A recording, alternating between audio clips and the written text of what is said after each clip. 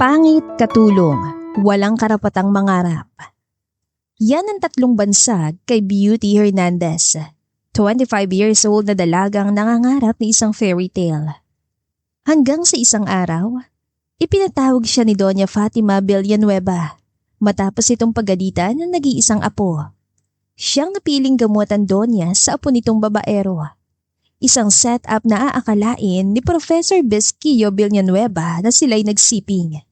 Isang pangit na katulong laban sa mapaglarong pusong sanay manalo at manloko ng kababaihan. Bago po natin simulan ang ating istorya ngayong araw na ito, atin muna pong batiin ang ating mga masusugid na taga-suporta at tagapakinig dito sa Jam Tales. Pinabati ko po sina Sada Yaya of Jeddah, Luz Biminda Calub, Celia Harabejo, Veronica Briseño at Predeliza de Guzman. Sa mga gusto rin pong ma-shoutout sa ating susunod na kwento, comment lang po kayo sa ating comment section at syempre, huwag kalimutan na mag-like at subscribe sa ating channel. Maraming salamat po! Ngayon, tara na't simulan na natin ang ating kwentuhan. Nabasag ang katahimikan ng mansyon dahil sa paghangos ni Doña Fatima. Bawat ingay ng takong ng sapatos niya ay narinig sa magandang klase ng kahoy na ginamit sa sahig. Besquillo Villanueva, ilabas mo yung babae mo sa mansyon ko bago pa ako mahimatay sa galit! Sanay na mga katulong kaya walang nagtangka na awati na matanda.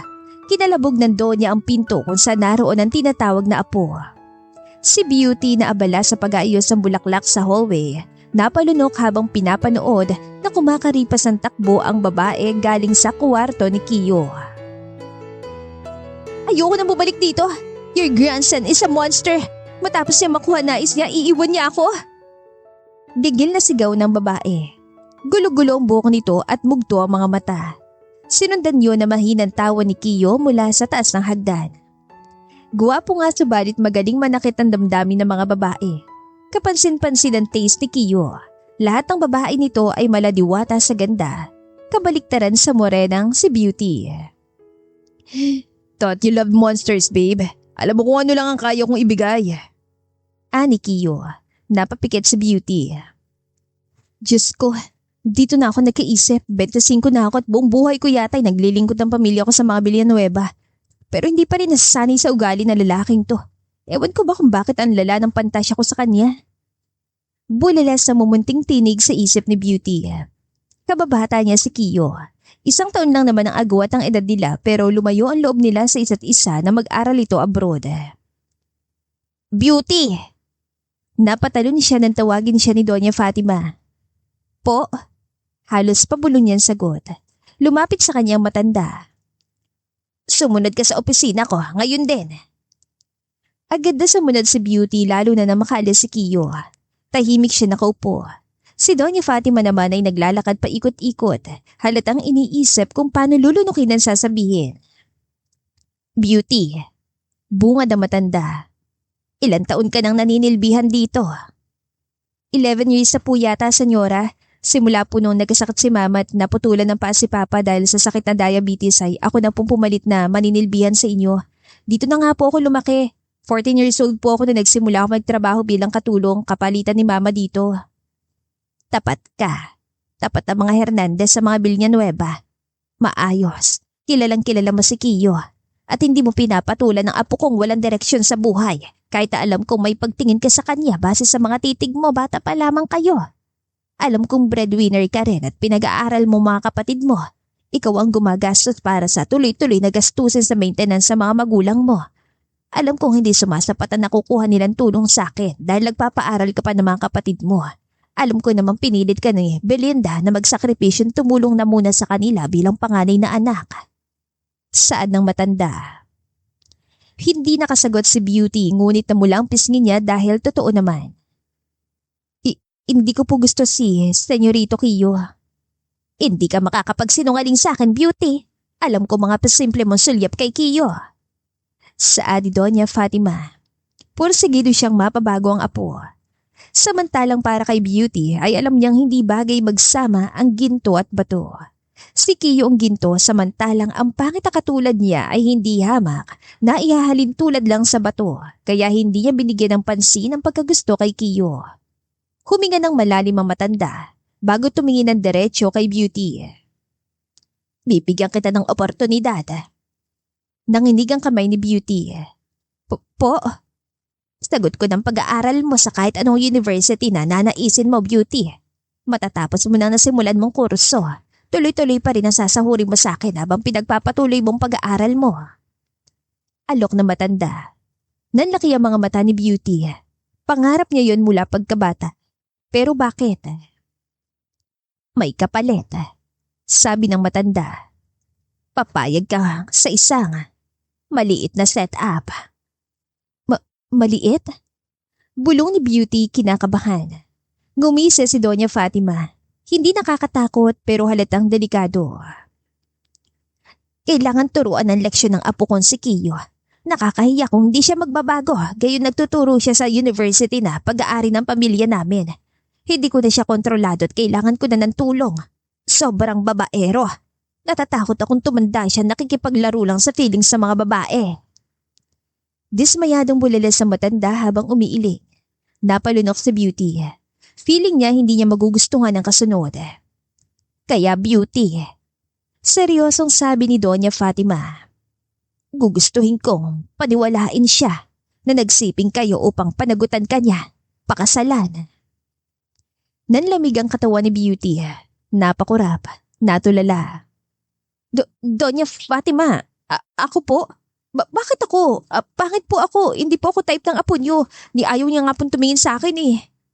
Ngumiti ang matanda. Exactly.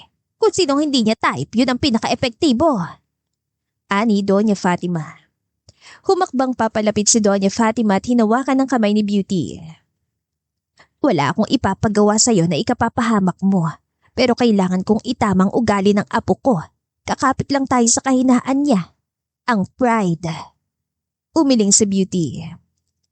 At paano ko po gagawin yun? Opo, aaminin ko naman na gusto ko siya pero napakasuntok sa buwan ang magustuhan ng isang prinsipeng gaya ni Senyorito Kiyo, Senyora. Tiyak po naman didiri yun sa akin eh. Hindi yan mangyayari. Tulungan mo akong paniwalain siyang may nangyari sa inyo. Seryoso nitong sabi. Tumigil ang mundo ni Beauty. Kapag nagawa mo yon, patuloy ng matanda. You will go to college. You will have a future. Tutulungan kita kasama mga kapatid mo na tumakas sa kahirapan. Pero kailangan kong malaman. Tumingin si Donya ng diretso sa kanya. Papayag ka ba, Beauty? Nanlamig ang kamay ni Beauty habang nakahawak si Doña Fatima roon. Para siyang batang pinapipili kung gusto ba niyang mabuhay o hindi. Isang pangarap sa isang palad at isang panganib sa kabila. Pero sa likod ng lahat ay ang matagal niya ng pangarap, ang nais niyang makamtan, ang makapag-aral, makabangon, makita ang sarili na hindi lang pangit na katulong, kundi isang taong may karapatang mangarap. Unti-unti siya napayuko. Papayag po ako, senyora. Good girl. Bulong nito, sabay pisil sa kamay niya. Hindi ka magsisisi. Aalagaan kita, Beauty. Patutunayan ko sa'yo na maganda ka. At doon nagsimula ang plano. Tahimik ang buong mansyon, maliban sa isang banda ng mga kaibigan ni Kiyo sa pool area kung saan may maliit na salo-salo na planado ni Doña Fatima. Si Kiyo halatang lasing na, nakaupo sa bar counter.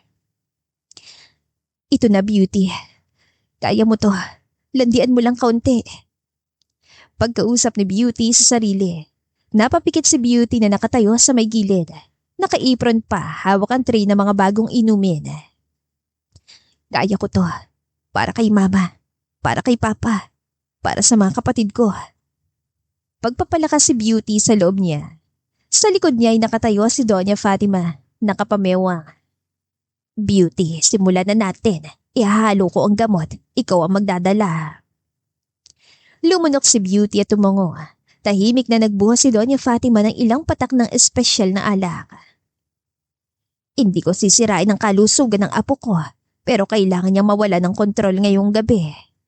Bulong na matanda. Huminga ng malalim si Beauty at lumapit sa binata. Senyorito, Kiyo. Halos pabulong niyang tawag. Agad siyang tinignan nito, kunot noo. Yes? Ito na yung drinks mo. Tumawa si Kiyo. Nandito ka para bantayan ako, no? Di malang pinayagan ka ni Lola na pagsilbihan ako. Kinuha nito ang baso mula sa tray. Nilago ko yun agad ni Kiyo. Isang shot, 2, 3. Hanggang halata sa mata nitong lumalabo ng mundo.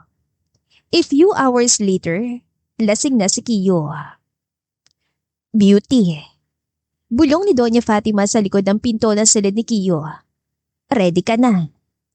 Hindi agad nakasagot si Beauty. Nanginginig siya. Wala naman po talaga akong gagawin, di ba? Hindi ko po siya gagalawin, hindi ko po siya sasaktan, hindi po. Inabot ni Doña Fatima ang kamay niya. Hinding-hindi. Hihiga ka lang sa tabi niya.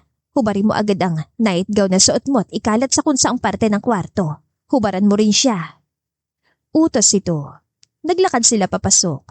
Si Kiyo ay nakahandusay sa kama. Shirtless. Nakabukas ang butones ng pantalon. Tulog na tulog at namumulang pisngi. Halatang sobrang lasing. Kahit anong ingay ay hindi na nito maririnig. Maganda ka, Beauty. Bulong na matanda habang inaayos ang buhok ni Beauty. Beauty swallowed hard. Baka naman po, malito. Hindi. Mariing sagot ng Donya. Hindi ka sasaktan, hindi ka lalapastanganin, at hindi rin kita ipapahamak. Paninindigan ko to, Beauty. I am doing this for your future. And for his. Pinahiga siya ng matanda sa tabi ng tulog na Kiyo. Nilagyan ng konting lipstick marks ang balikat ng apo. Si Beauty halos hindi makahinga. Kumandong ka, pipicturan kita. Saad pa ng matanda. Po? As in nag-buffer ang kaluluwa niya. Parang cellphone na may 0.5% battery na biglang naglag. O ano, kailangan nating magmukhang realistic. Anito. Senyora, bakit pa po ako kakandong? Baka po hindi po siya makahinga. Ish, wala yang malay. Para nga siyang patay sa kama. Payat ka naman kaya hindi yan mabibigatan sa'yo. Sagot ni Doña Fatima habang inaayos ang angle ng camera ng cellphone niya. Mas maganda dapat ang kuha, Beauty. Natawa si Doña Fatima. Beauty, sumunod ka na. Umupo ka nang sa kandungan niya. Dahan-dahan. Huwag mo lang upuan ng buntot sa harapan niya, baka sumigaw. Ayoko po, baka masipa niya ako. Ang laki ng katawan niya.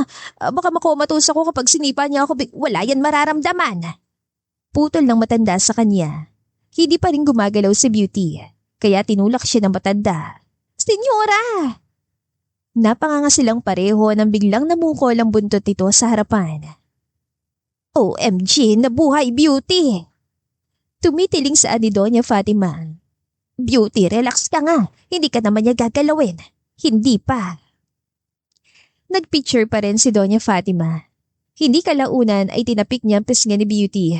Inayos ang buhok, nilagyan ng konting lipstick sa labi. Habang naglalagay ng konting smudge sa labi ni Beauty, bigla ito napahinto at napabuntong hininga. Alam mo, Beauty, ngayon ko lang naramdaman na matagal na akong hindi tumatawa ng ganito. Ikaw lang nagpatawa sa akin na sobra. Ang tagal ko nang hindi naging masaya. Pero ikaw, pinatawa mo ko. Hindi ko po alam kung compliment po yan o hindi. Compliment yan. Sagot ng matanda sabay tawa ulit. At ikaw talagang tamang babae sa planong to. Kailan naman ay hindi ko naisip na hindi kayo bagay ni Kiyo. Aaminin ko. Gusto kita para sa apo ko.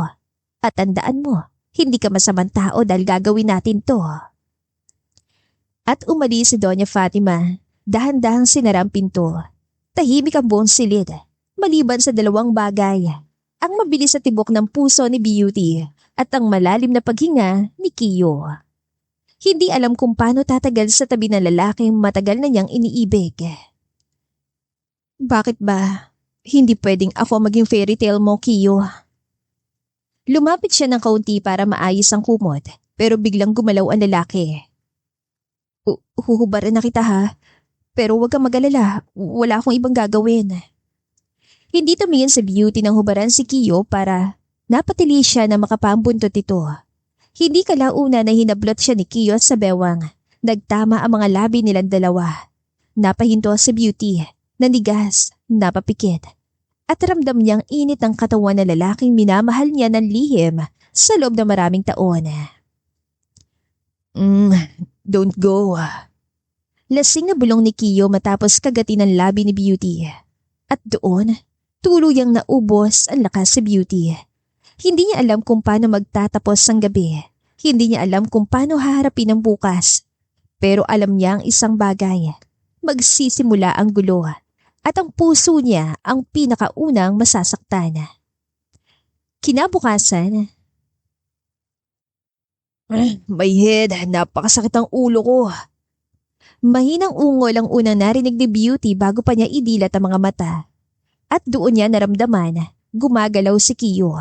Biglang natigil ang paghinga ni Beauty. Diyos ko, ito na. Sino ka? Hindi natapos si Kiyon tanong niya na magtama ang paningin nila ni Beauty. What the hell? Ano ginagawa mo rito, Beauty? Napatayo si Kiyo at doon nalaglag ang comforter na nagtatago ng buntot nito sa harapan. Napatitig doon si Beauty. Huli na ng takpan ni Kiyo. Senyorito, Kiyo. Hindi, wag mo akong kakausapin, Beauty. Hindi ko rin po, hindi alam. Nasa kama kita, Beauty. Ipinagdarasal na lamang ni Beauty na pumasok na si Doña Fatima katulad ng plano nila. Nagsiping tayo. Napahinto si Kiyo matapos magtanong. Nanlaki ang mga mata nang mapansing may lipstick mark sa balikat niya. Oh hell no! No, Beauty! Nais maiyak ni Beauty dahil sa reaksyon ni Kiyo. Tiyak na ayaw nito dahil pangit siya. Para itong nababaliw. Naglalakad pa ikot-ikot, hawak ang ulo parang nawala sa tamang mundo. Beauty, wag mo sabihin. Lumingon ito, galit. Tinikman kita. Hindi po sa ganon. Napakabilis ng sagot ni Beauty, halos maiyak. Wala po akong ginawa. Pero hindi siya pinakinggan ni Kiyo. Sa dinami-rami ng babae sa buong Pilipinas, ikaw pa? Ang kababata ko pa? Seriously? Nagkalat ba ako ng kasalanan sa langit para bigyan ako ng ganitong parusa? Parang tinusok ang puso ni Beauty para bago pa siya makasagot, biglang bumukas ang pinto. Si Doña Fatima. Lola, I'm sorry. Hindi ko alam ang pinagagawa ko kagabi. Nagising na lang ako, katabi ko na si Beauty at tubad kami. Lola, hindi ko gagawa ng masama sa isang babae. Hindi ko pinilit si Beauty. At lalo namang hindi si Beauty ang gagawa ng masama sa'yo. Kiyo, paninindigan mo ang ginawa mong ito. Sigaw ni Doña Fatima. Hindi mo na mababago ang nangyari. At ang solusyon. Bahagyang umiti ang matanda na kunwari ay nagulat. Ay simple lang. Napatigil si Kiyo. Best Kiyo Villanueva. You will take responsibility. Anito. Huh? I will definitely not take responsibility for something I didn't do. Lalo na with Beauty. Si Beauty napayuko lalo, pero hindi siya nilingon ni Doña Fatima. Binitiwan na matanda ang bombang magpapayanig sa buong mansyon. Ikakasal kayo. Hindi mo ipapahiya mga Villanueva, Kiyo. Ikakasal kami? Hindi nga namin gustong isa't isa. Parang binuhusan ng kumukulong tubig si Kiyo. Halos sumabog ang ugat nito sa leeg habang naglalakad pa ikot. Ano to? Prank? Joke? Social experiment? Nakayuko si Beauty sa gilid. Hawak-hawak ang laylayan ng comforter. Parang gusto niya maglaho. Parang siyang bagyong dumating kahit wala naman siyang ginawang masama. At bakit siya pa, Lola? Bakit si Beauty? Bakit? Ayaw mo kong panindigan kasi. Pangit ako? Ganun po ba? Hindi yun narinig ni Kiyo pero narinig yun ni Doña Fatima. Hindi ko siya type. Sigaw ni Kiyo. She's Beauty. She's like a sister. Like magkababata kami, kapatid lang turing ko sa kanya at... Hindi niya maituloy. Hindi niya mahanap ang salitang hindi nakakasakit pero lumabas pa rin ang pinakamasakit. She's not my type. Dinig na dinig yun ni Beauty. Parang pako sa dibdib. Parang pinunit ang pagkatao niya. Lola naman, katulong si Beauty rito. Ano nilang sasabihin ng mga tao oras ang malaman na kay Beauty lang ako babagsak? Hindi na siya umiiyak dahil sanay na siya sa pangmamaliit, sa pangit, sa walang karapatang mangarap. Pero ngayong narinig niyang galing sa mismong lalaking mahal niya mula pagkabata, mas masakit pala yon kaysa sa inaasahan. Kiyo! Matalim na boses si Donya. Huminto si Kiyo. Paano kung mabuntis si Beauty? Walang Villanueva na tinatakbuhan ng pananagutan niya. No, Lola, I refuse. Lumapit sa pinto si Kiyo at sinubukan itong buksan. Lola, open this door. I'm not marrying Beauty. Hindi ko kailangang magpakasal. Hindi ko kailangang mag-take ng responsibility. Tinignan siya ng diretso sa mata ni Doña Fatima. Paano mo nasabi? Aware ka ba sa ginawa mo kagabi? Yes, I mean... Hindi niya alam. Hindi niya maalala. Hindi niya pinpoint. Pero ayaw niyang maniwala. Si Beauty. Seriously, Lola? Siya? Tinuro ni Kiyo sa Beauty. Tumigas sa mukha ni Doña Fatima. Kasi siyang ikinama mo, Kiyo. May pananagutan ka sa kanya. Alam ko, hindi kanya gagamitin. Hindi kanya sisirain at sigurado ako. She will change you. No! Tigilan niyo tong kahibangan na to. Hindi ko matatanggap na ikakasal ako sa isang. Beauty looked down. Alam niyang masakit ang kasunod na sasabihin ni Kiyo. Pero hindi na siya hinayaan ni Beauty na matapos. At anong problema kung pangit ako? Nakatulong ako. Kung ayaw mo sa akin, ayoko rin sa'yo. Kung makapag-react ka, akala mo ikaw lang ang nawalan dahil sa nangyari. Natigilan si Kiyo. Kung pangit ako ano ngayon? Akala mo naman walang kapintasan ng pagkatao mo kung tanggihan mo ko? Ayoko rin As if hindi pangit ang ugali mo. At mas nakakatakot ang isang lalaking guwapo pero bulok ang puso kaysa isang babaeng pangit pero malinis ang konsensya. Hindi nakasagot si Kiyo. Napatingin ulit kay Beauty. At doon niya lang napansin. Namumula ang mata.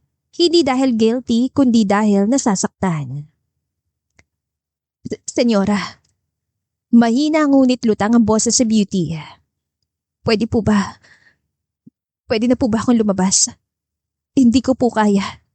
Hindi ko po hinihinging pakasalan ako ni Senyorito Kiyo.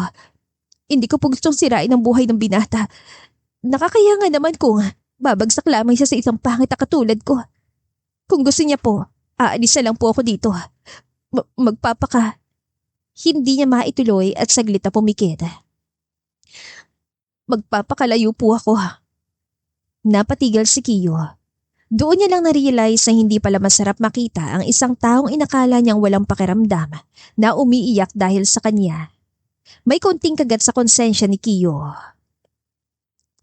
Beauty, wala naman ako sinabing pangit ka. Ganyan ba tingin mo sa akin? Isang bully na malalait sa'yo. Hindi ako ganun. Ayoko lang dahil alam ko namang kapatid lang din ang turing mo sa akin, di ba? Tanong ni Kiyo. Pero bago pa siya makalapit, pinigilan siya ni Doña Fatima. Kumilos ka na lang ng tama, Kiyo. Or I will make sure na tutulungan ko sa Beauty na mag-file ng kaso against sa'yo dahil kinuhanan mo siya ng puri nang wala siyang pahintulot. Natigilan man si Kiyo pero nakita niyang seryoso si Doña Fatima. Fine, magpapakasal ako kay Beauty. Huminga siya ng malalim, tumingin kay Beauty at doon niya ibinagsak ang pinakamasakit na kataga. Pero tandaan mo to, I am not marrying you because I want to.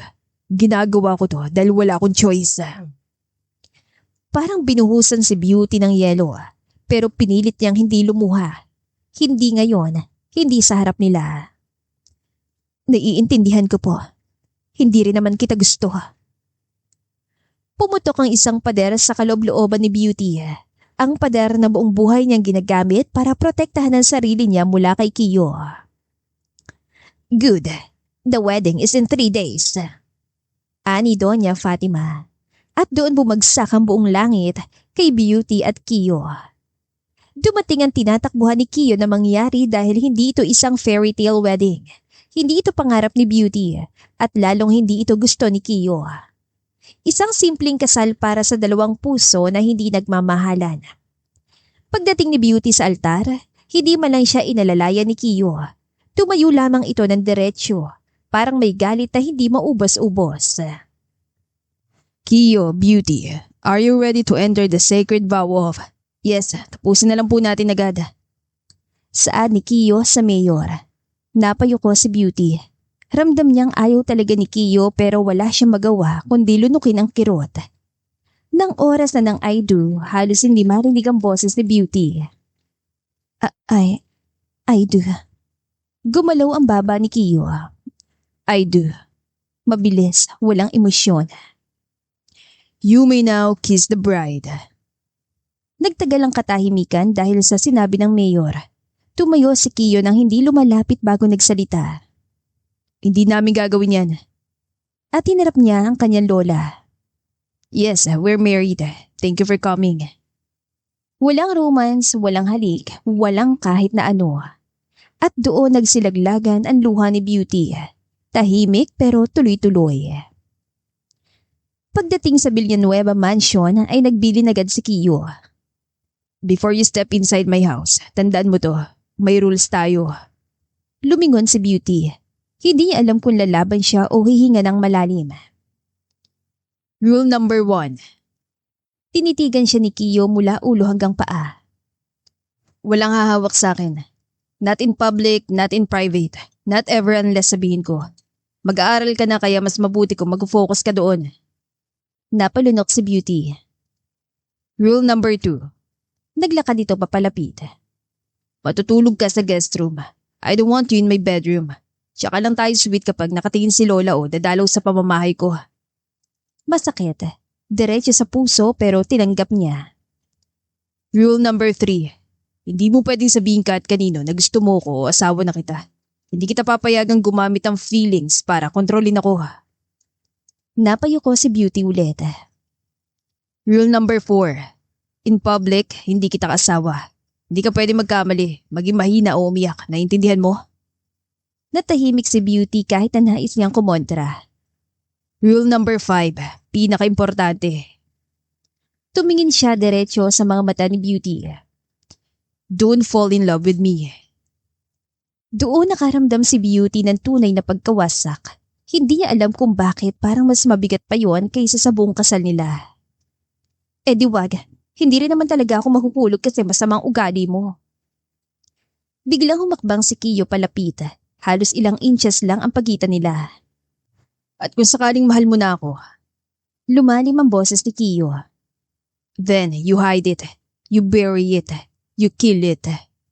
Ngumiti siya ng konti, mapait, mahina. Hindi ko naman po kayo pipilitin na mahalin ako. Isang segundo, isang sulyap. Parang may kumislot sa mukha ni Kiyo para mabilis itong nawala. Day 3 sa pagiging Mrs. si Miss Kiyo Villanueva at hindi agad maganda ang nangyari. Beauty had one job. Yun ay ang huwag-hawakan ng kahit anong gamit o bagay para kay Kiyo. Simple, basic. Pero sa araw na ito, may mali. Nag-deliver ang assistant ito ng mga documents para sa isang big client. Si Beauty nagpunas ng tibol. Isang envelope ang nadulas mula sa ibabaw. Nahulog sa sahig. Nabasa. At iyon mismo ang dokumentong hinihintay ni Kiyo. Pumasok si Kiyo nang walang babala. Beauty, where are the papers my assistant left? Hindi niya natuloy nang makita niyang hawak ni Beauty. Basa, gusot, at Beauty na nanginginig habang pinupunasan yun. Tumigas ang buong katawan ni Kiyo. Anong ginawa mo? Mahina pero mabagsik ang boses ni Kiyo. Hindi agad nakasagot si Beauty. Humakbang si Kiyo palapit. Hinawakan mong pag-aari ko. Alam mo ba kung gaano ka-importante yan? Kiyo, nakita ko kasing basa na. Wala akong pakialam. Halos lumindol ang buong hallway. Kapag sinabi kong hindi mo hawakan ang gamit ko, hindi mo hawakan. Sa unang pagkakataon, hindi umiyak si Beauty. Nakatayo lang siya, tahimik. Umaapaw ang guilt at sakit sa loob, pero hindi siya umiyak. At doon nag-trigger si Kiyo. Ano bang problema mo? Galit si Kiyo dahil hindi siya natatakot. Galit ito dahil hindi siya umiiyak. Galit ito dahil nasa harap niyang babaeng kaya siyang pasabugi ng hindi sinasadya. Hindi ka ba marunong sumunod? Ang simple ng rule. Story na nga, di ba? Nanigas si Kiyo. Anong sabi mo? Pasensya ka na kung nabasa ako, Kiyo. Hindi ko naman sinasadya na dumulas sa mesa eh. Huwag mo kang banggitin ang pangalan ko. Only people na close sa akin ang pwede lang magtawag sa pangalan ko. Lumapit siya, halos magdikit ang mukha nila. Doon na kumirot ang dibdib ni Beauty, pero hindi siya umatras. Okay, sige, senyorito. Mabilis na nagbago ang mukha ni Kiyo. Tumalim, kumulo. You know what? Bumuga siya ng hangin, halos tumawa sa Ines. Pabigat ka at hindi ko alam kung bakit worthy ang kasal na to. Parang sampal yun, pero hindi umatras si Beauty. Alam mo rin, senyorito, ginagawa ko ang lahat para maging maayos ang setup na to. Pero dahil pangit yung ugali mo, pinapahirapan mo lang din ako. Napailing si Kiyo. Tumayo si Beauty ng tuwid, hindi nagmamakaawa, hindi umiiyak. At dito unang beses, hindi alam ni Kiyo kung bakit siya naalibadbaran kaya lalo siya nagalit. Huwag ka mag-alala. Kung hindi talaga to mag-work, edi maghiwalay na tayo. Akala mo ba ikaw lang may ayaw sa kasalang to? Oo, pangit at katulong ako. Pero hindi ako magkakandara pa sa lalaking bastos at pangit ang pag-uugali, senyorito. Natigilan doon si Kiyo. Tila ayaw niya maghiwalay sila. Next time you break a rule, palalayasin kita rito, Beauty. Tahimik si Beauty, tumingin lang, hindi nagsalita. At sa kakaibang dahilan, nakita ni Kiyo ang sariling refleksyon sa mga mata ni Beauty. Hindi galit, hindi sumpa, kundi lungkot. At iyon ang kinamuhian ni Kiyo ng todo. Hindi lang naman ikaw may ayos sa nangyayari. Akala mo napakasaya maging asawa at magtiis sa pangit mong ugali. Huwag kang mag-alala. Hindi rin ako masaya naging asawa mo. Lumakad si Beauty palabas pero hindi niya alam for the first time. Sinundan siya ng tingin ni Kiyo. At hindi niya nagustuhan ang biglang sikip ng dibdib niya. Ikaw pang may gana magsalita ng ganyan. Lumipas pa 2 linggo mula sa malaking away nila. Hindi lumalabas ang kwarto si Beauty. Tahimik lang siya naglilinis pero iniiwasan si Kiyo. Hindi na siya tumitingin, hindi na siya nagsasalita. Hindi na siya nagvo-volunteer tumulong at hinihintay na handa ng lahat para makapag-aral na siya. At sa hindi maipaliwanag na dahilan, ay naiinis si Kiyo. Naiinis siya na hindi na siya pinapansin. Naiinis siya na hindi siya kinakausap. Naiinis siya na parang wala lang sa babae ang mga sigaw niya. Naiinis siya na hindi na mukhang mahina si Beauty. Hindi naman ganyan ang kababata kong si Beauty. Palagi ngayon sumusunod sa gusto ko. Bulong ni Kiyo sa hangin. Kaya naglakad siya papunta sa guest room kung saan nananatili si Beauty. Huminto sa harap ng pinto, huminga ng malalim at kumatok. Beauty. Tawag ni Kiyo pero walang sumagot. Pinagbuksan siya ng tahimik ni Beauty. Walang make-up, naka-ponytail, payat pero may kakaibang lungkot sa mga mata.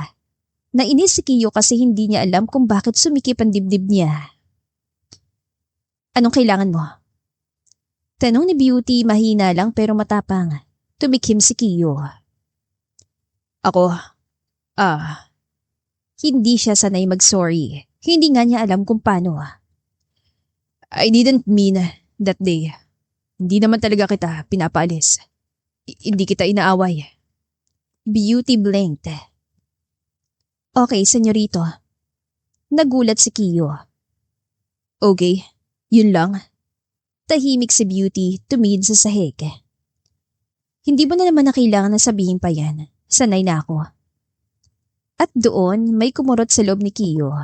Ayaw niya sa feeling na yon. Parang siya nanakit pero siya rin ang nasasaktan. Hindi ko sinabing. Pero pinutol siya ni Beauty. Ayos lang. Hindi mo naman kailangang magpaliwanag. She said it calmly. No pain, no tears, no reaction. And that destroyed him. Mas mabuti pa kung sinampal siya. Mas mabuti pa kung sinigawan siya. Pero ang kalmadong pagtanggap ni Beauty, parang nasaktan ang ego niya. Look, humihingi ako ng tawad sa nagawa ko. Tumango si Beauty. Okay, thank you.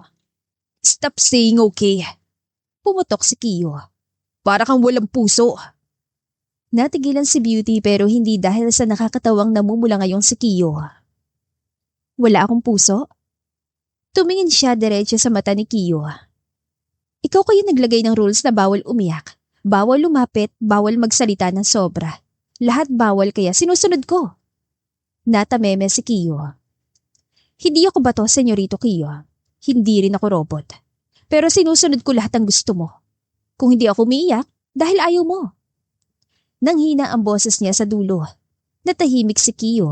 Hindi niya alam na ganoon ang epekto ng mga rules niya. Hindi niya alam na nasasakal na pala ang babae at kung paano kumurba ang labi ni Beauty habang sinasabi yon. Parang baliktad na sampala sa mukha ni Kiyo. Hindi niya matanggap. Hindi niya kayang aminin. Sa susunod, huwag ka nang lalabag sa rules. At nag-walk out siya. Iniwan niya si Beauty doon, mas sugatan kaysa dati. Starting ngayong araw, magmumove on na ako sa'yo, Senyorito Kiyo. Isang linggo matapos ang pag-uusap nila, ipinasok ni Doña Fatima si Beauty sa Villanueva University. Private, exclusive, pangmayaman, at dahil sikretong kasal nila ni Kiyo, bago pumasok si Beauty may ginawaan Doña. Ang ganda-ganda mo, Beauty. Saad ni Doña Fatima. Total transformation ni Beauty. Nilinis ang balat niya, inayos ang kilay, pinagupitan ng classy layers, binilhan ng clean girl outfits, nilagyan ng soft makeup at skincare. Hindi ginawang sexy si Beauty, ginawang presentable. Fresh, classy and neat. Enough para mapansin ng mga tao. Enough para magulat si Kiyo pag nakita siya. Thank you po, Lola. Namumulang sa Adi Beauty. Sinasanay na parte na siya ng pamilya Villanueva. Pagpasok ni Beauty sa campus, lahat na palingon. Hindi dahil sexy siya, kundi dahil malinis, mabango at presentable siya. Uy, sino yun? Bulong ng mga estudyante. Bagong transferee, cute ah. Ang linis niya parang rich kid. At ang pinaka-unexpected, may 3 lalaking lumapit agad. Isang varsity guy, isang honor student, at isang campus DJ. Hi, I'm Ray. What's your name? Pakilala ng isa. Hindi sanay sa atensyon si Beauty. Beauty Hernandez. Beautiful name. Sabi nung isa sabay ngiti. At doon napayuko si Beauty at namula siya. Samantalang si Kiyo sa loob ng mansyon ay tahimik. Walang beauty sa kusina. Walang beauty na naglilinis. Walang beauty sa hallway. Nasaan kaya yung babaeng yun? Tanong ni Kiyo sa maid. Ay sir, pumasok na po siya sa university ngayong araw. Sinamahan po ni Doña Fatima. Huwi ka ng kasambahay. Napatigal si Kiyo. University? Anong university? Villanueva University po. Sagot pa nito. Tumigil ang mundo ni Kiyo. Yun ang school ng lahat ng rich heirs. Ang mamanahin niya.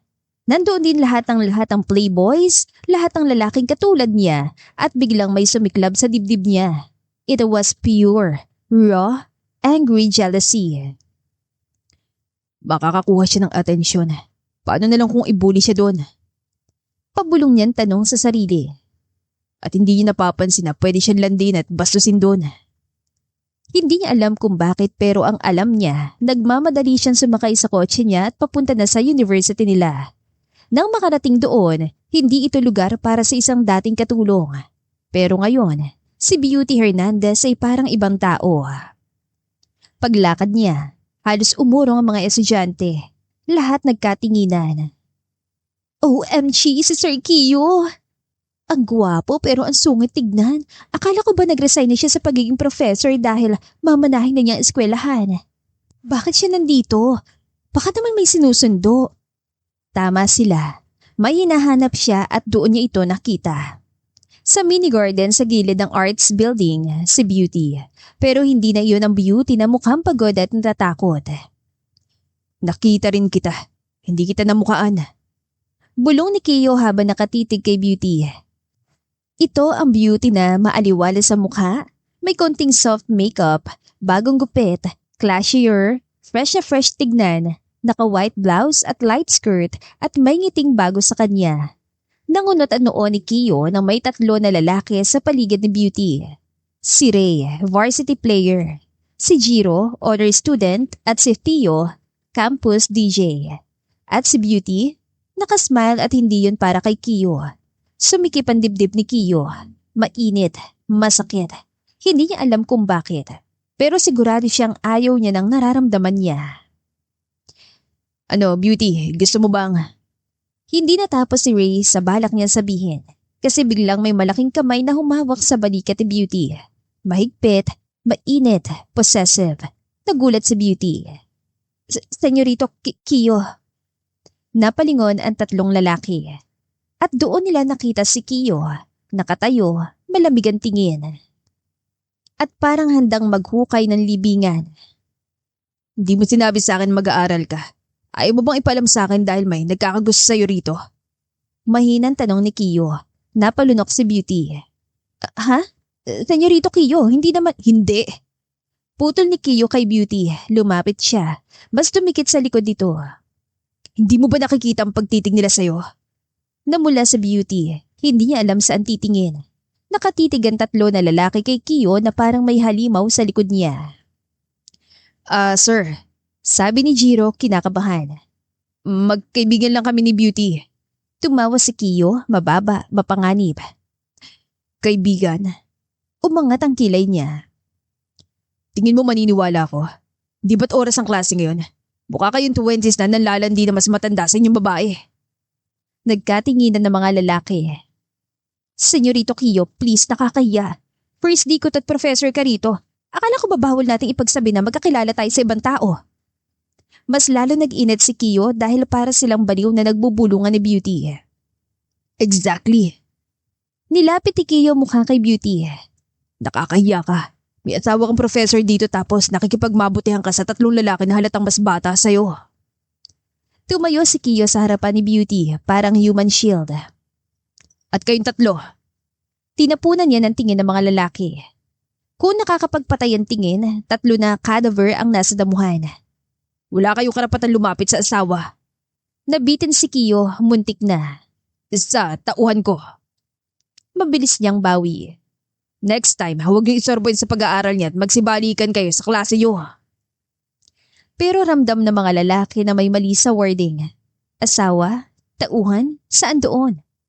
Buong tapang na hinawakan ni Beauty ang braso ni Kiyo. Senyorito Kiyo, tama na please. Pero hindi pa siya tapos. Hinawakan niyang pulso ni Beauty. Mahigpit. Sasama ka sa akin. At bakit? Hindi na siya pinatapos. Hinila siya ni Kiyo. Walang paalam, walang paliwanag, walang hiya-hiya. Para itong bumalik sa pagkatao nitong malamig, mayabang, control freak pero malinaw na seloso. Hinila ni Kiyo si Beauty palayo sa garden, diretso sa lumang faculty lounge na hindi na masyadong dinaraanan ng mga estudyante. Kapwa sila tahimik. Si Beauty dahil kinakabahan. Si Kiyo dahil pinipigilan ng sariling sumabog. Pagkasara ng pintuan, humarap si Kiyo kay Beauty. Bakit ka nakikipagnitian sa tatlong lalaki? Malamig na tanong nito pero ramdam ang punit sa kontrol niya. Hindi umiwas ang tingin si Beauty. Dahil wala naman akong ginagawang masama. Nagtatanong lang sila about sa lesson kanina. Masama na yun sa akin. Mabilis ang sagot ni Kiyo. Namilog ang mata ni Beauty. Ha? Bakit? Senyorito, hindi naman totoo yung Beauty. Pumakbang si Kiyo palapit.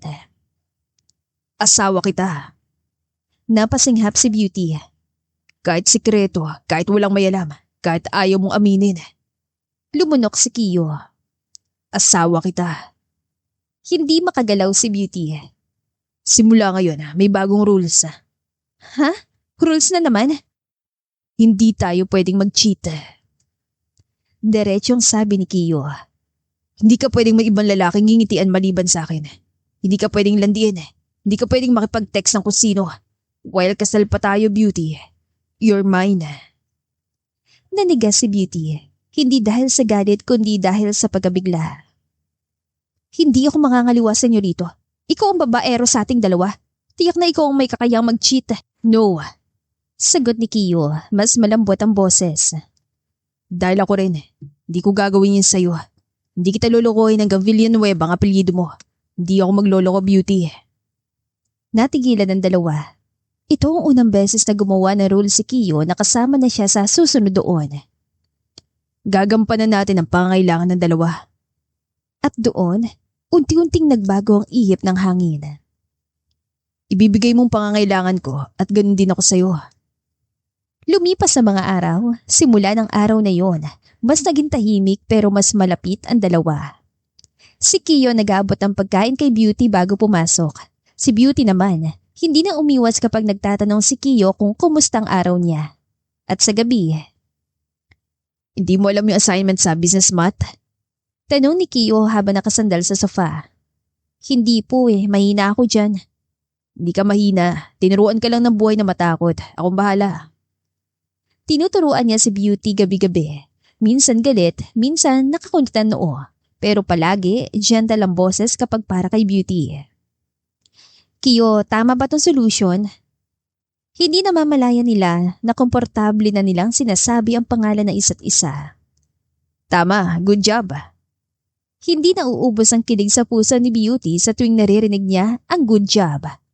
At sa hindi namamalayan, isang gabi, habang nag-aaral sila, nakatulog si Beauty sa mesa. Humigpit ang panga ni Kiyo na makitang babaeng halos sabog ang eyebags kakapuyat. Puyat ka na naman. Paano natin gagawin mga activities na ginagawa ng normal na mag-asawa kung palagi kang pagod? Si Santing ko yata professor na nagpapahirap sa asawa ko. Maingat niya itong binuhat. Hindi niya alam kung bakit pero sa halip na dalhin sa guest room, dinala niya sa kwarto niya. Ibinaba niya si Beauty sa kama pero bago siya makalabas, may humawak sa damit niya. Ang kamay ni Beauty. Mahina, parang ayaw siyang pakawalan. Kiyo, huwag kang umalis. Promise, maiintindihan kong basic calculus. Napatigal si Kiyo, napalunok at natawa. At imbes na kumawala, ay humiga siya sa tabi ni Beauty. May distansya, oo. Pero sapat para marinig niya ang malambot na paghinga nito. At doon siya nakatulog, habang ang kamay ni Beauty ay nakahawak pa rin sa damit niya. Kinabukasan, pagmulat ni Beauty, nagulat siya. Kasi ang unang nakita niya ay si Kiyo. Mahimbing nang natutulog, nakatagilid sa kanya at hawak ang kamay niya. Senyorito Kiyo? Nagising ang lalaki. Nakakunot ang noo. Inaantok. Guwapo. Tumigil ka nga, maingay. Tumalikod siya sandali at nagbuntong hininga. Parang natural lang na nagigising siya sa tabi ni Beauty. Bakit ako nandito? Tumingin si Kiyo sa kanya, inaantok. Kasi kasal tayo at wala namang masama kung dito ka matulog. Isa pa, paano tayo magsisiping kung maghiwalay tayo ng kwarto? Namula sa Beauty. At saka, Napakamot ito sa batok. Halatang nahihiyang magyabang.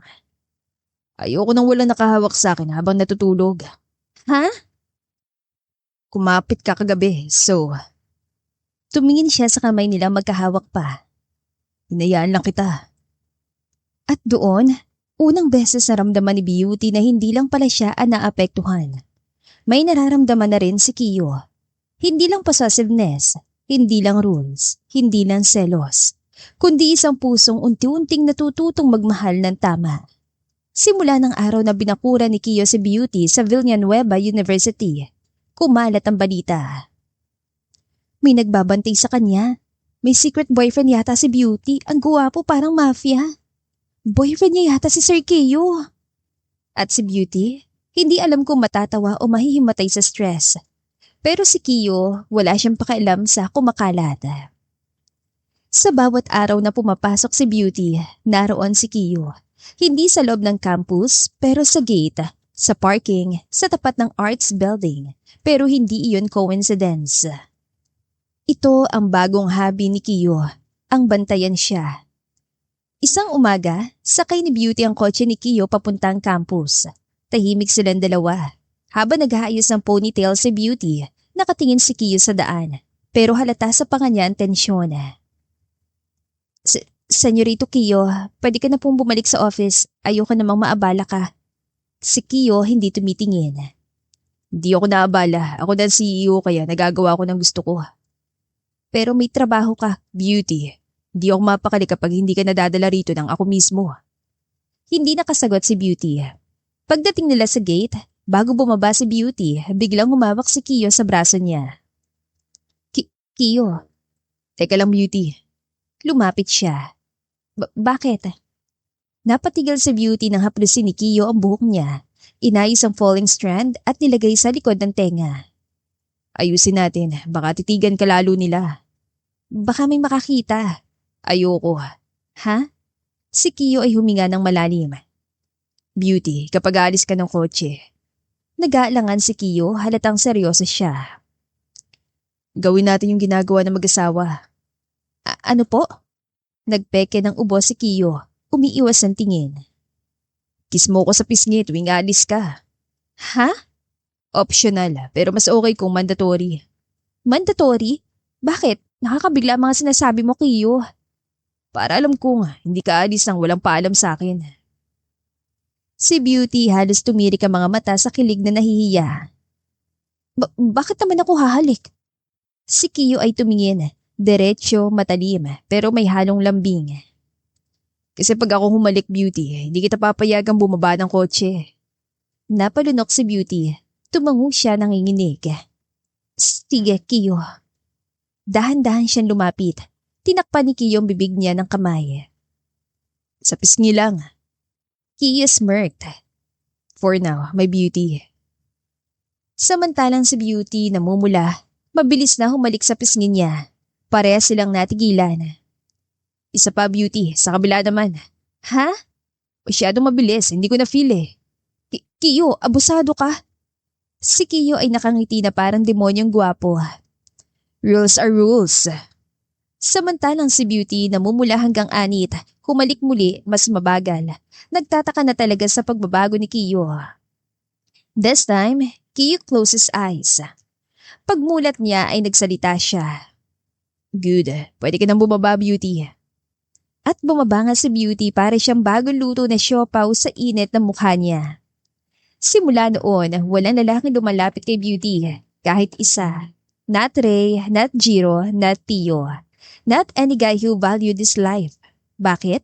Kasi sa bawat sulok ng campus, may nagtatagong Kiyo. At kahit busy siya sa trabaho, lagi siya nagsasend ng messages. Nasa klase ka na? Huwag kang inom ng milk tea ha, ubuhin ka. Huwag kang maglakad mag-isa pa uwi, hintayin mo ko. May tumingin ba sa'yo? Sino? Kiyo, nag-aaral po ako. Good, proud ako. Aral well, see you later sa bahay natin. Pulang-pula si Beauty sa buong klase. Paglabas si Beauty galing klase, madilim na. Nagtaka siya na makita si Kiyo. Senyorito Kiyo. Nag-lean si Kiyo sa kotse niya. Nakababa ang sleeves, top 2 buttons open, mukhang pagod. Mukhang stress pero pagtingin niya kay Beauty, bigla siyang gumaan. Halika na, uwi na tayo. Binuksan niya ang passenger door. Pumasok si Beauty. Tahimik sila sa loob. Kiyo, pwede bang huwag mo muna akong kausapin? Naguguluhan ako sa assignment ko. Nais lang talagang tumakas sa kahihiyan ni Beauty. Hindi naman assignment ang iniisip mo eh, kundi kung bakit ako sumusundo sa'yo. Ha? Kiyo leaned closer. Very close. Too close. Iniisip mo kung gusto mong humalik ka ulit sa akin. Ha? Bakit naman ako halik ulit, Kiyo? Dahil gusto ko. Kiyo, mandatory lang po yung kanina. Kiyo smirked. Hindi na mandatory ngayon. Ganun ba, Beauty? Beauty blinked. Lumapit si Kiyo. Pero gusto ko makita kung gagawin mo kahit hindi ko iutos. Dahan-dahang nilapat ni Beauty ang labi sa pisngi ni Kiyo. Mas matagal, mas malambot. Napangiti si Kiyo. Good. Hindi ko na kailangan ng rules. Bakit? Usan loob na kasi akong hinahalikan. At umiwas si Kiyo, pero halatang hindi mawala ang ngiti sa labi niya. Sa gilid ng labi niya may konting pula. Namumula ka, Kiyo. Ikaw may gawa niyan. At sa unang pagkakataon, Beauty realized na hindi lang siya ang umiibig. Si Kiyo nahuhulog na rin. Isang gabi habang nag-aaral si Beauty ng business math, napansin ni Kiyo na hindi siya kumakain. Beauty, bakit may hawak kang calculator? Dapat kumain ka na. Kasi gusto ko munang tapusin to. Naglakad si Kiyo papunta sa mesa. Tumayo sa tabi niya tapos sumandal para makita notebook. Kiyo was too close. Kiyo, masyado ka malapit. Para makita ko kung tamang ginagawa mo at para rin matapos mo na at makakain na. Ang payat-payat mo na. Gusto kong patabayin ng sawa ko. Pero mas lumapit pa si Kiyo.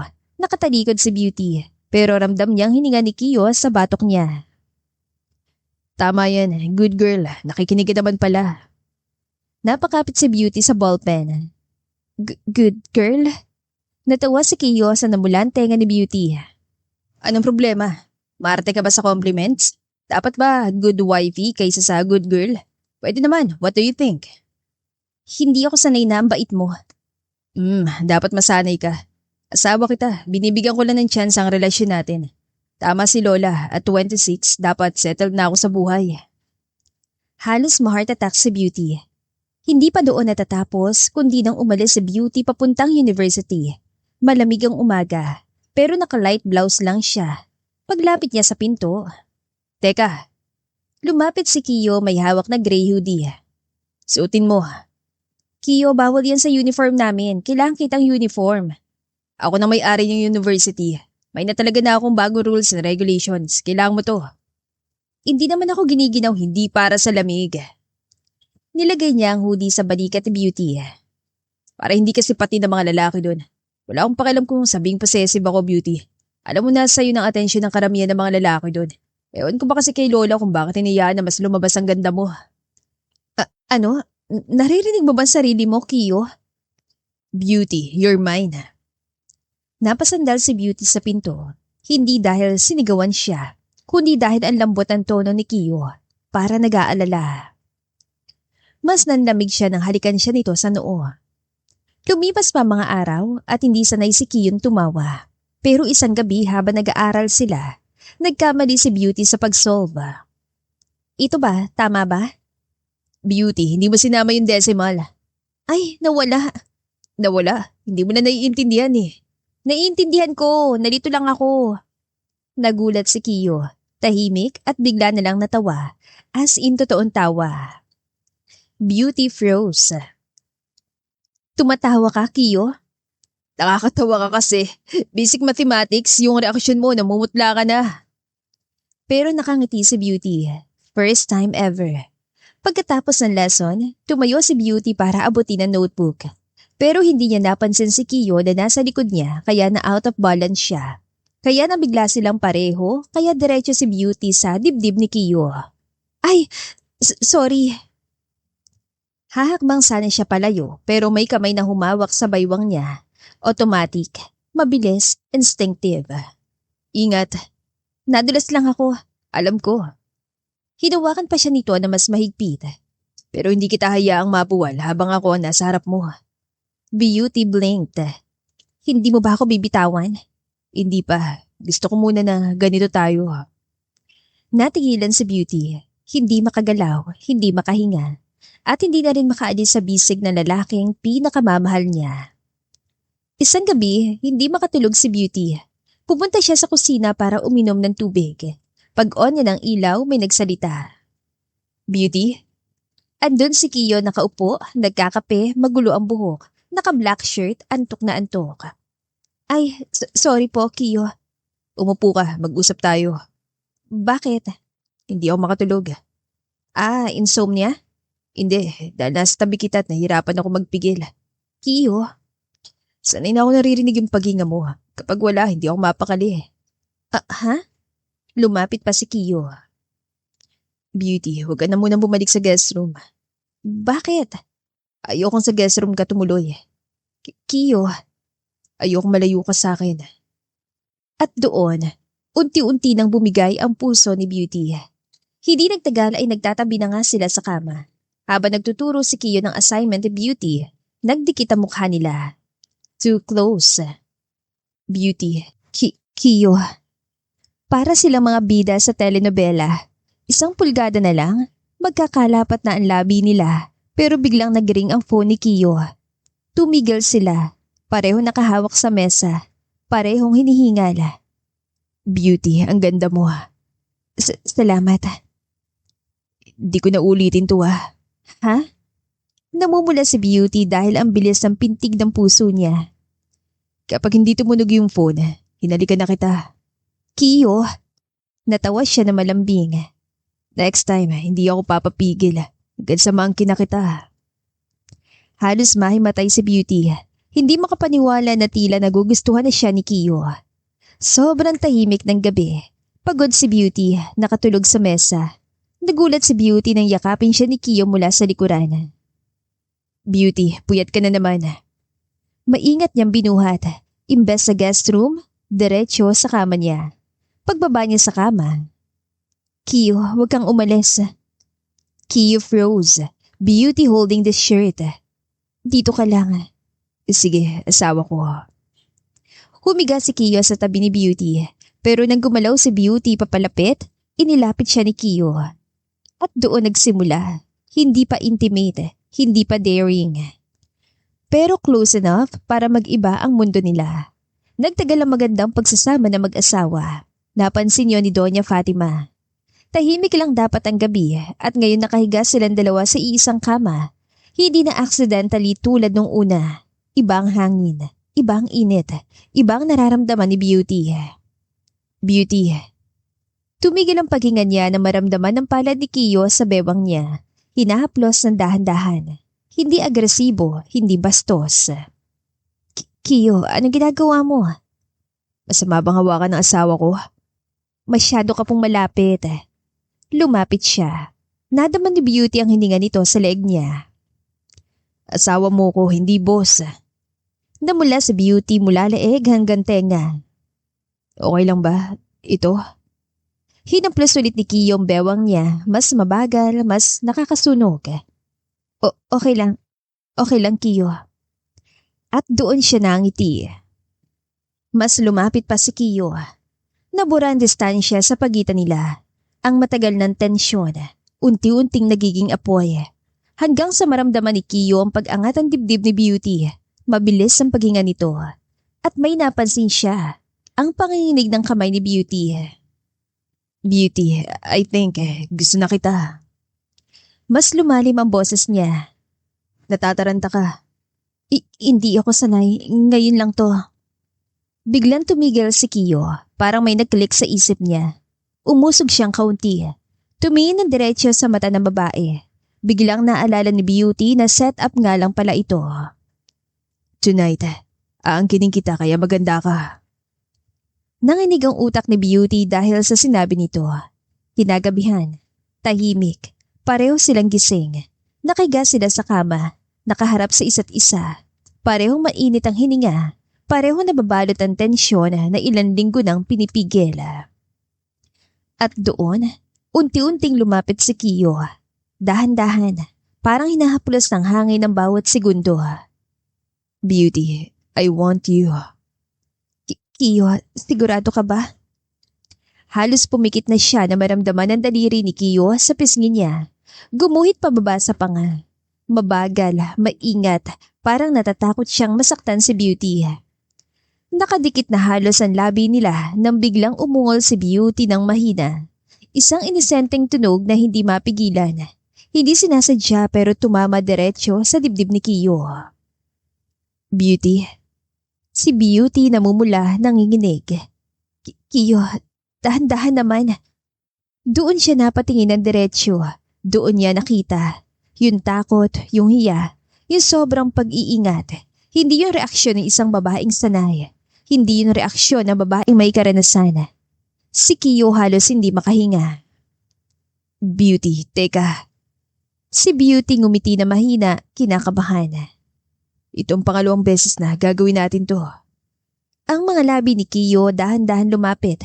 Hindi marahas, hindi nagmamadali. Parang sinasamba si Beauty. At nang maglapat yon sa labi ni Beauty, parang bumagsak ang buong mundo sa katahimikan. Kiyo. Malambing na bigkas si Beauty sa pangalan ng asawa. Mainit, mabagal, malambing. At hindi niya inaasahan kung gaano kaingat si Kiyo parang mamahali na babasagin si Beauty na ayaw niyang masugatan. Wait, Kiyo. Samantalang si Kiyo, halos hindi makontrol ang sarili. Ipapakita ko sa iyo kung paano tratuhin ang asawa ko. Hinalikan niya ulit ito, mas malalim. Dumapo ang mga kamay niya sa baywang ng babae. Saka marangin nila ito papalapit sa kanyang dibdib. Wala ng distansya, wala ng pagitan, wala ng preno. At nang maramdaman niya ulit ang panginginig ni Beauty, mas lalo siyang naging maingat. Dahan-dahan lang, please. Si Kiyo ay parang nasusunog ang dibdib pero sumunod. Oo, asawa ko. At nang gabing yun, walang kasinungalingan, walang setup, walang kontrata. Dalawang pusong nagpatalo sa sandaling handa na sila. At nang tuluyan sila magsiping, ramdam ni Kiyo ang takot at kaba ni Beauty pero mas ramdam niyang katotohanang hindi niya ito dapat iwanan. At sa unang beses sa buhay niya, ang isang bagay na hindi niya planado ang nagbigay sa kanya ng kapayapaan. Ngunit kinabukasan ay tila sinampal sila ng katotohanan. Nagmumulat pa lang si Beauty, masakit ang katawan, pero nakaramdam ng kakaibang saya. Kiyo, good morning. Pero hindi siya makapagtuloy kasi nakaupo si Kiyo sa gilid ng kama. Nakasandalan dalawang sikos sa tuhod, nakatubsob ang ulo niya sa mga kamay. Matigas ang panga, galit at hindi galit na napipigilan. Kinabahan si Beauty na nagsalita. Kiyo?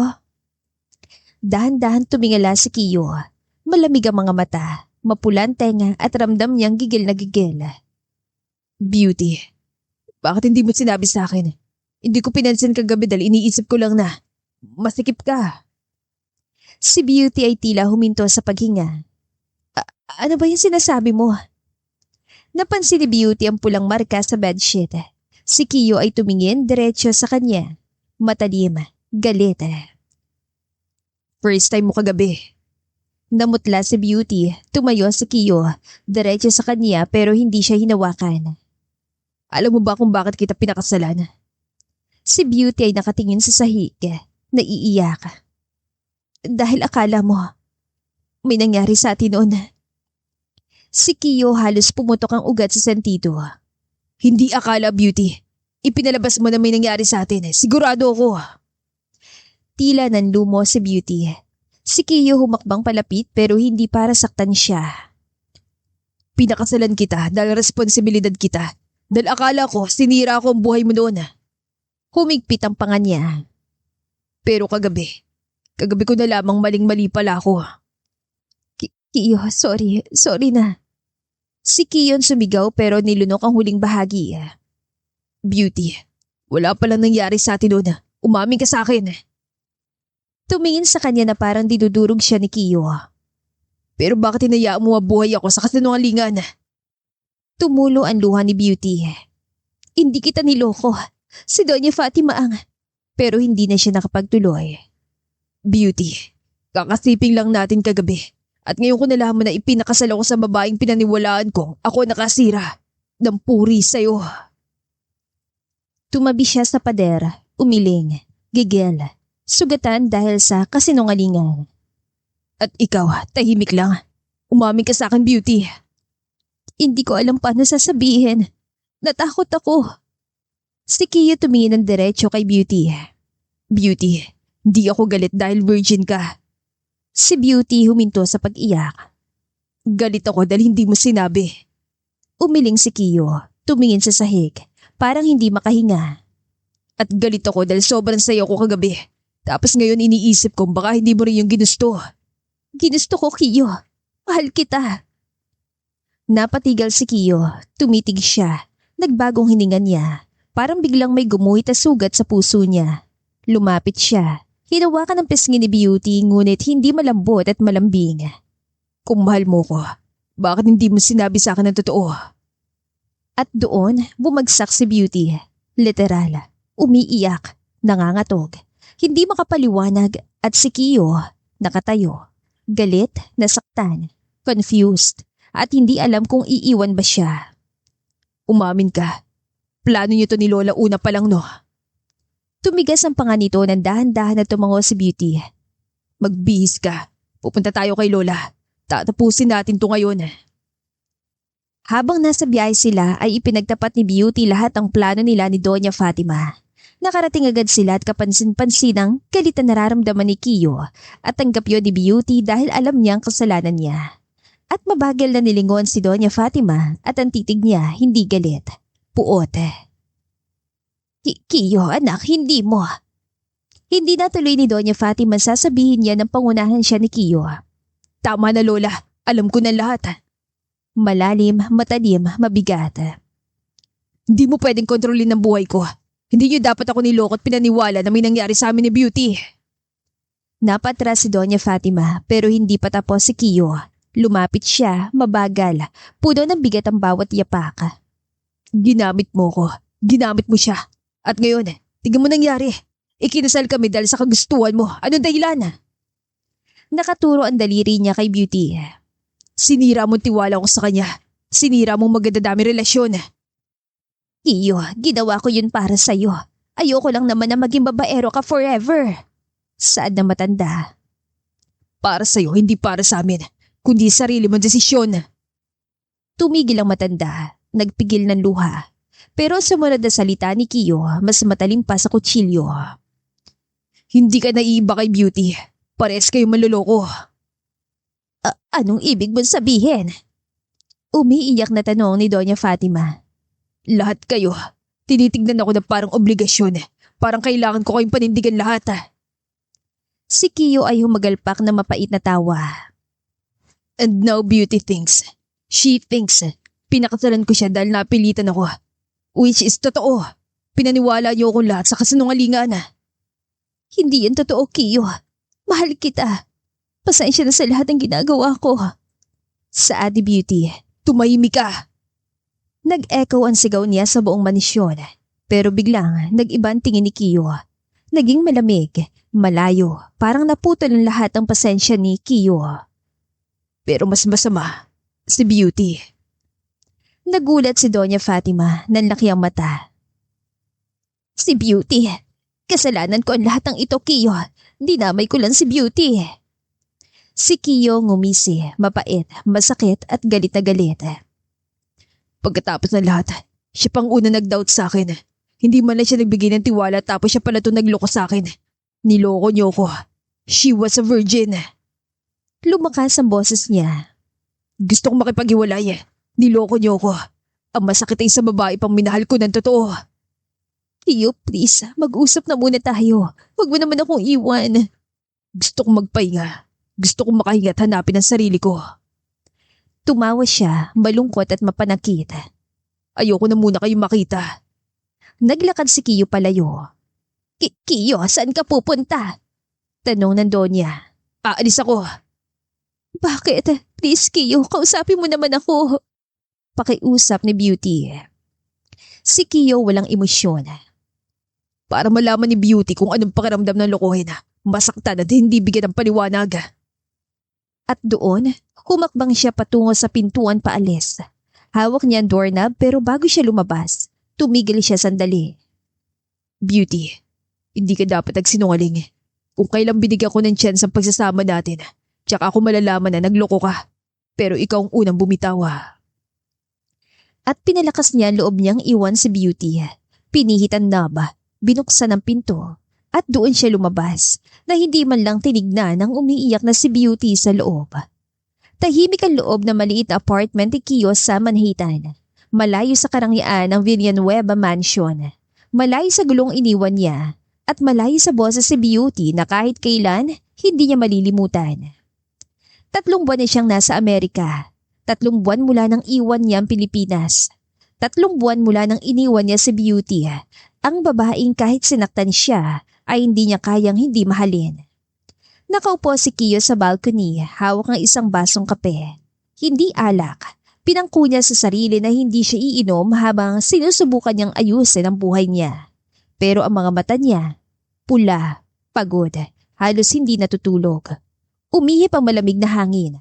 Napapikit siya. Beauty, isang pangalan na kahit anong layo, hindi nawawala sa sistema niya. Why cannot I forget you? Bulong niya, napapahawak sa dibdib, parang may butas, parang may sugat na hindi gumagaling.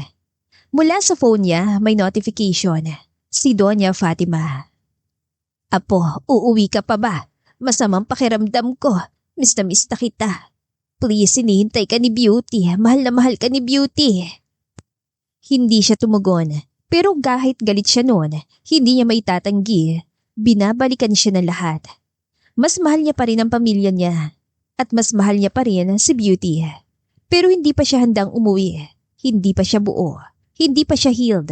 At kung uuwi siya sa ganitong kalagayan, sigurado siya ang unang masasaktan ulit. Hinigpatan niya ang hawak na cellphone. Samantalang si Beauty sa Villanueva Mansion, nakaupo sa kama nila ni Kiyo. Hindi siya umalis doon, kahit masakit, kahit sobrang tahimik. Kahit gabi-gabi umiiyak siya. Pero ngayon, mas naluluha siya na maramdaman ang laki ng tiyan niya. Hinaplos niya yun. Baby, 3 buwan na rin. 3 buwan mula nang iwan siya ni Kiyo. 3 buwan mula nang malaman niyang hindi lang puso niyang wasak. May buhay sa loob niya halos magta3 buwan na rin. Buhay nila ni Kiyo. Baby, babalik ang papa mo. Hinawakan niya maliit na ultrasound picture sa tabi ng kama. Babalik siya. Para sa atin. Hindi niya alam kung totoo, pero iyon lang ang pag-asang meron siya. Si Doña Fatima? Guilty, tahimik. Lagi siyang bumibisita pero hindi sila masyado nag-uusap ni Beauty, maliban sa isang bagay. Iya, darating ang araw na babalik si Kiyo. Alam kong mahal ka noon. Pero paano kung hindi na? Nagpahid si Beauty ng luha. Ngumiti kahit pilit. Kaya ko to. Para sa'yo, baby. Nagtagal pa ng ilang araw, naglalakad si Kiyo sa isang street na puno ng Christmas lights kahit hindi pa December. New York vibes. Ang daming tao. Pero siya lang ang parang lugmok. Dumaan siya sa isang baby clothing store. At doon siya napatigil. May baby onesie na kulay cream na nakasabit. Daddy's favorite. Tumigas na lalamunan niya. At sa gitna ng New York, sa gitna ng mga strangers, sa gitna ng ingay, biglang tumulo ang luha ni Kiyo. Hindi niya mapigilan. Beauty, asawa ko, I miss you.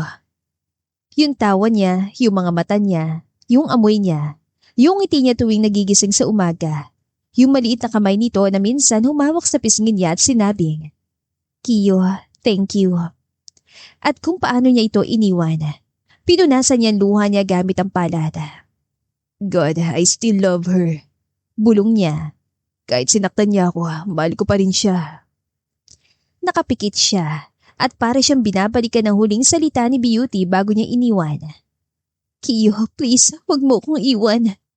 Pero iniwan niya dahil takot siya, takot masaktan, takot malaman na baka hindi siya sapat. Tila bang babaerong kagaya niya ay naka-encounter na ng katapat niya, si Beauty. Hanggang ngayon ramdam niyang bigat ng pagkakamaling yun. Huminga ng malalim si Kiyo. Beauty, wait for me. Nakatingin si Beauty sa bintana habang hawak ang kanyang tiyan. 1 linggo na nakakaraan. May hawak siyang maliit na knitted bonnet na binili niya sa palengke. Mahal, sana nasa mabuti kang kalagayan. Bulong niya. Kami hinihintay ka namin, Kiyo. Kinabukasan, bumili si Kiyo ng ticket, return flight. Hindi pa siya uuwi ngayon pero malapit na, sobrang lapit na. At habang hawak niya ang plane ticket, mahina siyang umiti. Beauty, I'm coming home for you. Maingay ang hallway ng araw na yon. May mga mata na nakatutok kay Beauty habang dahan-dahan siya naglalakad. Hawak ang tiyan niya, nakita ng umbok sa suot niyang maluwag na dress. Uy, ayan na yung buntis. Single mom? Ew. Wala naman lalaki na aamin dyan. Baka hindi sure kung kanino yan. Napahinto si Beauty. Nanginginig ang kamay niya. Pulang-pulang mata niya. Pero hindi siya lumaban. Hindi siya sumagot. Dinala niya lahat ng sakit sa dibdib niya. Sakit mula sa mga salita ng tao. At sakit dahil wala si Kiyo. Pinikit niya ang mga mata. Baby, kapit lang tayo. Isang grupo ng mean girls ang humarang sa kanya. Beauty Hernandez, no? Ang ganda mo na sana, kaso nabuntis ka agad. Congrats! Papalakpakan ka sana namin kaso wala namang aamin na tatay. Natigilan ng lahat lalo si Beauty nang akbayan siya ni Kiyo. Fresh mula sa flight. May suot pang dark jacket at backpack. Mukha, pagod, pero matatag. Mga mata, diretsong nakapako kay Beauty. At sa isang iglap, nagkumpulan ng lahat. Si Kiyo Villanueva? Akala ko nasa Amerika siya. OMG, bakit nandito siya? Tumingin si Kiyo sa mga babaeng nananakit kay Beauty at ang boses niya mababa, malamig at nakakatindig balahibo. Sino may sinasabing hindi maganda sa asawa ko? She's pregnant. Ako ang tatay. Napatakip ng bibig ang mga estudyante. Nag-ingay ang buong hallway. OMG, si Beauty! Si Kiyo ang tatay ng baby! Grabe, ghost! Siya pala talaga. Hindi sila naghiwalay. Pero hindi iyon sapat kay Kiyo. Huminga siya ng malalim dahil nagulat din siyang buntis pala ang pinakamamahal niya at tinignan ng mga babaeng nanakit sa asawa niya. Next time na magsalita kayo tungkol sa kanya, siguraduhin yung mas maganda kayo, mas matalino, mas mabuti. Ngumiti siya mapanganib. Kaso hindi eh. Hindi nakaimik ang mga babae. Bumaling si Kiyo kay Beauty at doon tuluyang nawasak si Beauty. Kiyo. Umiiyak, nanginginig. Halos bumagsak siya pero mabilis siyang sinalo ni Kiyo. Hinawakan niya mukha ni Beauty, mas malambot kaysa dati. Sorry kung iniwan kita. Humigpit ang yakap. I'm sorry, Beauty. Hindi ko alam na may bibi tayo. Natakot ako. Akala ko hindi kita babalik. Akala ko ayaw mo na sa amin. Napasandal si Kiyo sa noon niya, nanginginig ang boses. Hindi ako umalis para iwan ka. Hinaplos niyan siya ni Beauty. Kundi para ayusin ang sarili ko. Kasi hindi ako pwedeng bumalik na wasak. Lalo na't may baby na pala tayo. Beauty sobbing and Kiyo's wiping her tears. At sa gitna ng lahat ng estudyante, hinabol ni Kiyo ang labi niya. Isang halik na puno ng pangungulila. Pagkatapos ng halik, umarap si Kiyo sa lahat. Malakas, buo, walang takot. Pakinggan niyo ako. Hawak niyang kamay ni Beauty. She's my wife, the mother of my child. And if any of you hurt and judge her again, ako makakalaban niyo. Tahimik ang lahat, walang nangahas magsalita. Lumuhod si Kiyo sa harap ni Beauty hindi kalaunan. Hindi kita nasundo nung araw na naghiwalay tayo. Hawak na siya ni Beauty at tiningala siya. Pero ngayon, pinapangako ko, hindi na kita iiwan. Kinuha niya singsing mula sa bulsa. Beauty, I love you. I love our baby. Uuwi na ako sa'yo, forever. Marry me again. Pero this time, hindi dahil sa kasinungalingan, kundi dahil mahal kita. Umiiyak si Beauty, tumawa, tumingin. Oo, Kiyo. Oo. Nagpalakpakan ng mga estudyante. May naghiyawan, may napaiyak. At sa gitna ng eskwelahan, sa lugar kung saan siya binuli, pinahiya at sinaktan, doon siya pinoprotektahan at doon siya minahal. Hinalikan ni Kiyo si Beauty, malambot puno ng pangako. Let's go home, my wife. Lumipas ang ilang buwan, nanganak si Beauty ng isang malusog na baby boy, ang munting simbolo ng pag-ibig, pagkakamali at pagbangon nila ni Kiyo. Sa ospital, magkahawak kamay sila nakatitig sa anak nila. Tahimik, payapa, walang galit, wala ng luha. Ang dami nating pinagdaanan, best ko, pero nandito tayo ngayon. Dahil pinili natin, Beauty ko. Pinili nating mahalin, kahit mahirap. Pinili nating magpatawad, kahit masakit. Nagkatinginan sila at parehong umiti. Hindi dahil perpekto sila, kundi dahil natutunan nilang hindi kailanman nagpapatigil ang sakit sa pag-ibig. Hinuhulma lang nito ang tao na ang pag-ibig ay hindi laging perpekto. Minsan masakit, minsan magulo. Pero kung totoo, may lakas kang bumalik, humingi ng tawad, magpatawad. Hindi dapat ikahiya ang pagkakamali. Si Beauty kahit nabuntis at nabully, tumayo pa rin. Dahil ang tunay na lakas ay hindi pagtakbo sa problema, kundi pagharap dito at ang pamilya ay hindi nabubuo sa kasinungalingan, kundi sa katotohanan. Ito ang natutunan ni Kiyo at ni Doña Fatima. Kapag pinilit ang isang bagay, mas masakit ang balik. Pero kapag pinili mo mula sa puso, doon nagsisimula ang totoong tahanan. At dito na po nagtatapos ang ating kwentong pag-ibig Maraming salamat po sa pakikinig. To God be the highest glory. Hanggang sa muli. Paalam!